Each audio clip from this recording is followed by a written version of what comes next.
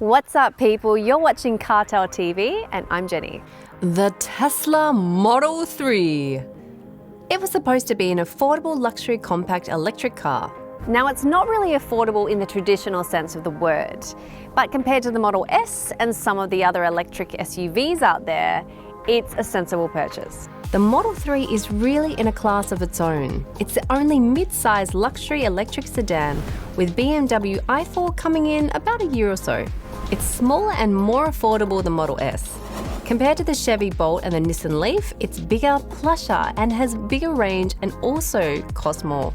But it's been a bit of a rocky road for the poor Model 3, and I'm not talking about the delicious kind either. Loads of production and financial issues, problems with brakes, but thankfully a quick fix online for it. Fit and finish problems. We know Tesla's been perfecting this for some time, and we've all been waiting with such anticipation that in fact this one was ordered 2.5 years ago. So now that we actually have it here, let's see how well they've done. Now, the one I have here is not the top trim, but it's the 2019 Standard Range Plus single-engine rear-wheel drive Tesla Model 3. The Model 3 looks pretty slick. The front is now more modern than the Model S, but it still follows the same philosophy. The side silhouette is very stylish, and I think it suits this car more than the Model S. This version has 18-inch wheels, while the performance version has 20-inch rims, as well as some other styling additions to make it look more aggressive. Now, I want to point out this cool door handle idea. You just push this part in and then pull out on the other side. It seems more practical than the Model S door handles. I mean, they were super cool, but unfortunately proved that cool can also sometimes be unreliable. Now, as you'll see throughout this review, this is one of the rare elements that's not electrically operated. ChargePort shows when you press this left rear indicator light, and you can charge both using the slower AC charger or the faster DC one. Now, this is definitely better placement and more elegant than other electric cars we reviewed. Whoa. With the fastest Tesla supercharger, you can get significant amount of juice, enough for well over 100 kilometers in just 5 minutes. If you grab a quick coffee and give it 15 to 20 minutes on this 250 kilowatt supercharger, you're good for about 300 Ks. And that is on the dual motor versions. Awesome. Now, it's recommended that you charge the battery only to 90% to help preserve it. But this can all be pre-programmed using the Tesla app. You can even set the times that you want to charge your car. There are 3 different power ratings for the Model 3. The single motor rear-wheel drive versions have 211 kilowatts, while the dual motor all-wheel drive versions have either 307 or 353 kilowatts of power. The transmission, as expected, is a single-speed fixed gear. There's no gear shifting unless you're going from reverse to neutral. We tested the I-Pace recently and loved its acceleration. It's just such a different experience from internal combustion cars. So here I have the least powerful version of the Model 3 with rear-wheel drive. It reaches 100 in 5.6 seconds and tops out at 225 kilometers an hour. The official range is 460 kilometers, although I think this is a little bit optimistic. Overtaking is breezy easy and it never feels underpowered. Even on a hill, if you push the pedal, it pulls confidently at any speed. These cars are just so enjoyable to drive. They're just peaceful and powerful. Even the least powerful version that I've got here. The long-range all-wheel drive reaches 104.6 seconds and tops out at 233 kilometers an hour, while the performance all-wheel drive accelerates to 100 in supercar 3.4 seconds and goes all the way up to 261 kilometers an hour. If you find a place to drive it that fast, that is. It really offers supercar acceleration and stiffer suspension for the overall performance feel. The ranges for the all-wheel drive versions also increase. The performance version has 560 kilometers of range, while the long-range version officially covers 620 kilometers. Now, if I love the standard least powerful version so much, I can only imagine how powerful those dual motor variants are. Hopefully I get to try those soon. Steering is also very precise and the car grips the road really reassuringly. It's awesome to drive on twisty roads. It really gives you far more than you would expect from the weakest version of a compact car. The weight is over 1,600 kilograms, so it is a bit heavier and you feel it. Still, the batteries are really low, so it still feels really planted and secure. The only thing you shouldn't expect from this version is the supercar agility and ultimate power. But it definitely gives a lot in terms of spirited driving and relaxed cruising. I mean, even this version is more fun than most people have ever tried. Tesla also changed the regenerative braking function. It's great for extending the range, but it also makes the brakes feel a bit less natural and intuitive. Here the brakes feel really natural because as soon as you take your foot off the throttle, it starts braking, while you still have the traditional braking option. But you can even adjust the regen braking in the settings. There's also an autopilot function that steers and changes speed and lanes. So the car is effectively driving itself right now. I know, scary. But you do need to still have your wits about you, because if there's no car in front of you at a traffic light, you need to be able to brake. Now, to set that autopilot feature, you just hit the gear lever 3 times.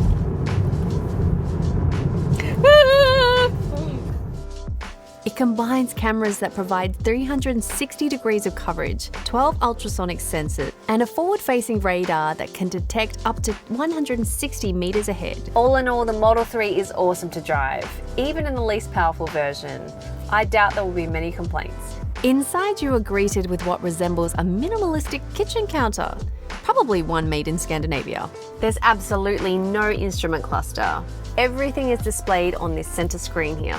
It looks awesome as a design feature, but I'm not so sure about the practicality. The good side of it is that the dash is lower, so you can see better outside, and it feels a lot more airy on the inside. However, I'm still not sure if I like all the features being in one place yet. It is definitely different, so I guess it's just going to take some getting used to. Speaking of the screen, it's pretty massive, and the controls are similar to the ones on the Model S we reviewed. Anyone who's driven a Tesla before is going to have no problems getting used to the interface. And anyone who's new, it's still very easy because the whole system is just so intuitive and responsive. There are loads of settings. The sheer number of them is worthy of a dedicated tutorial alone. The Model 3 is really somewhere between a car and a gadget. I mean, you can turn it on with your phone like you would a smart TV or a smart kitchen. This also means that the infotainment system presented by this lovely 15-inch screen is just amazing. It is by far the best one I've seen in a car. I mentioned how responsive and intuitive it was for various vehicle settings. It's absolutely the same when you want to do pretty much anything with it. Let me show you how cool this is with this simple example. When you want to direct the airflow, you just slide it with your finger. Like that. Crazy, huh? Easy, intuitive, and efficient. Everything else follows the same philosophy. And check out the size and quality of the picture of the reversing camera. Wow. I also love this screen cleaning mode. So you just hit this button and the screen goes black so you can clean off all your fingerprints without worrying that you might accidentally swipe the seat eject button. The only 2 physical controls in the car are on the steering wheel, and they are also combined with a touch screen. It was a really smart design choice since some actions would not work well on the touchscreen. Like if you wanted to change the steering wheel position, for example. Now that could be very clumsy and even dangerous. So all you need to do is select that feature on the touchscreen and just follow the directions on the screen and use this little control to move the steering wheel up and down. Ooh, Tesla really gives meaning to the word ergonomic. Another great feature is the over-the-air software updates. You get bug fixes, but also completely new features with these updates, and that's pretty amazing, without having to visit dealers or service centers.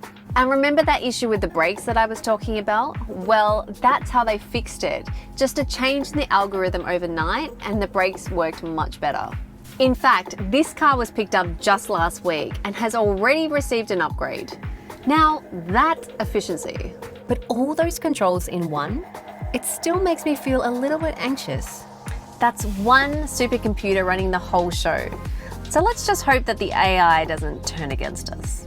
What doesn't make me feel anxious is the materials. You see, Tesla broke into the market with groundbreaking advanced electric vehicles with quirky, futuristic interiors. What they did not break ground with at first was fit and finish. However, this Model 3 seems to have even better materials than the Model S, and that one is hugely more expensive.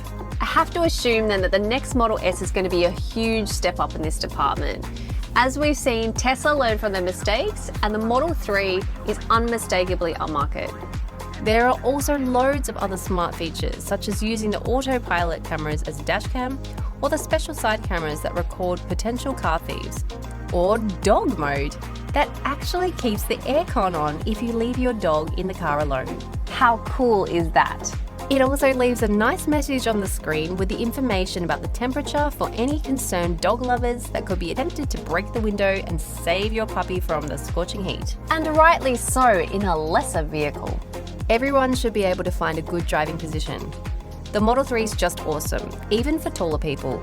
Seat and steering wheel adjustments are fast, responsive, and really customizable. And the roof is pretty high up, which means you should have no problem with headroom. Storage spaces are ample on the inside. I mean, even my offensively large green juice fits nicely in the door trim.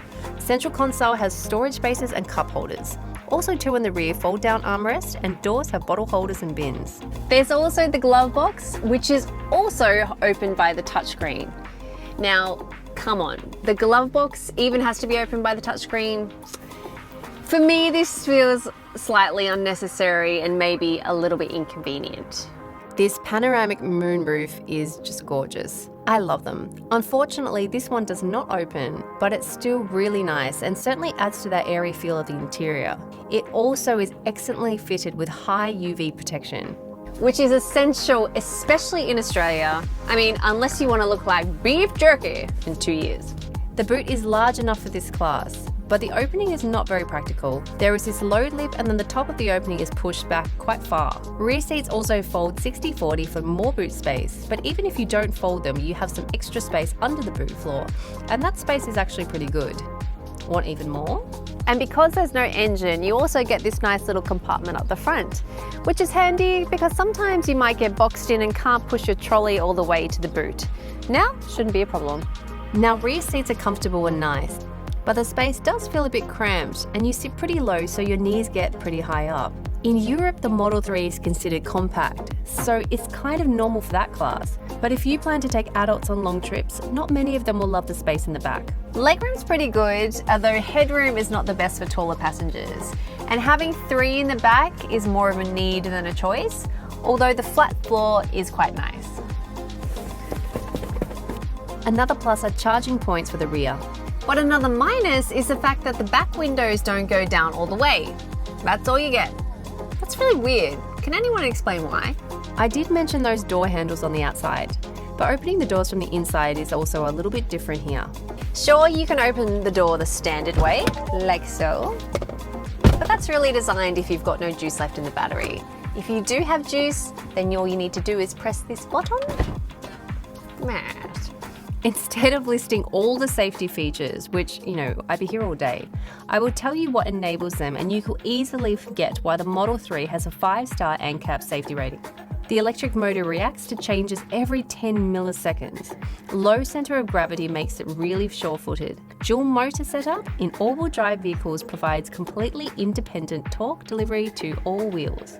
Autopilot cameras and sensors give a very long list of safety features that are designed to prevent collisions, tell you if anything is in your blind spots, or anything else around you for that matter. Enable automatic parking, both parallel and perpendicular, traffic signs and traffic light recognition, and loads more. Those last 2 features are meant to come with an update, so that shows you just how cool those updates are. Lastly, the autopilot itself accelerates, brakes, turns, and prevents you from hitting anything. So undoubtedly, the Model 3 continues Tesla's heritage of being a game changer. It gives amazing performance, upmarket interior, loads of advanced features, and the best, most scarily advanced infotainment system ever, for a price that is really reasonable, especially if you're comparing it to other electric cars.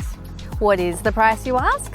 Well, prices here in Oz start at around $68,000 for this entry trim and work their way up to $94,000 for the top of the range performance trim. Add to that a few extra grand for drive-away pricing. Simply put, there's nothing else on the market that gives you this combination of features for this amount of money. And to be honest, there's nothing else on the market like it. Thanks again for watching Cartell TV. So we have reviewed a lot of electric cars now. What are your thoughts? Are you on board the electric powertrain yet? Leave your comments below and subscribe to the channel, and we'll see you next time. Peace.